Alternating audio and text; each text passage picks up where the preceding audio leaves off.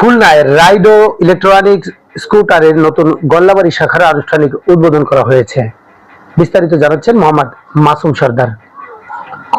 খুলনার গল্লাবাড়িতে রাইডো ইলেকট্রনিক্স এর নতুন গল্লাবাড়ি শাখার আনুষ্ঠানিক উদ্বোধন করা হয়েছে। এই উপলক্ষে আয়োজিত অনুষ্ঠানে উপস্থিত ছিলেন আরএফএল গ্রুপের ম্যানেজিং ডিরেক্টর আর.এন. পল, খুলনা জেলা তাঁতি দলের আহ্বায়ক শহীদুল ইসলাম লিটন তালুকদার, আব্দুল্লাহ আল মামুন, মোহাম্মদ আলমগীর হোসেন, মাহতাব হোসেন, মনিরুজ্জামান মনির সহ স্থানীয় গণ্যমান্য ব্যক্তিবর্গ। অনুষ্ঠানে দুজন গ্রাহক মোহাম্মদ রাজিন সর্দার ও মোহাম্মদ ইমরান হোসেনের হাতে প্রতীকী এই রাইডোর স্কুটারের চাবি হস্তান্তর করা হয়। বক্তারা বলেন, পরিবেশ বান্ধব ও জ্বালানি সাশ্রয়ী হওয়ায় দেশের ইলেকট্রনিক স্কুটারের চাহিদা দিন দিন বৃদ্ধি পাচ্ছে। একই সঙ্গে গ্রাহকদের উন্নত সেবা নিশ্চিত করতে রাইডো প্রতিশ্রুতি বদ্ধপরিকর বলে জানান বক্তারা। মোহাম্মদ মাসুম সর্দার, দৈনিক ইবি নিউজ, খুলনা।